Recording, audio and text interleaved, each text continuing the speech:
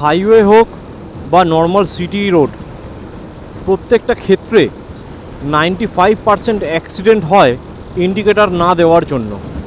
এই যে সামনে গাড়িগুলো যাচ্ছে, কিছুক্ষণ আগে আমি একটা জ্যাম ক্রস করে এলাম, হাইওয়ের ওপরে জ্যাম লেগে গেছিলো।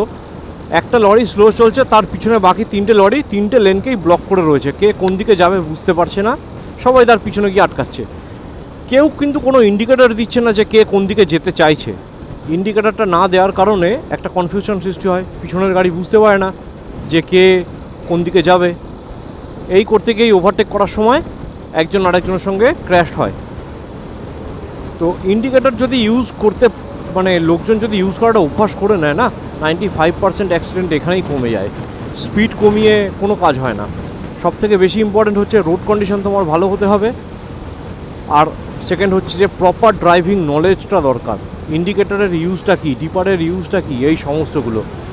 শুধু উল্টোপাল্টা হর্ন লাগিয়ে রাস্তায় লোকজনকে চমকালেই সেটা আর কি খুব একটা কাজের হয় না। Proper indicator use, headlight use, এই সমস্ত কিছুই শিখতে হয়। এগুলো খুব ইম্পর্টেন্ট।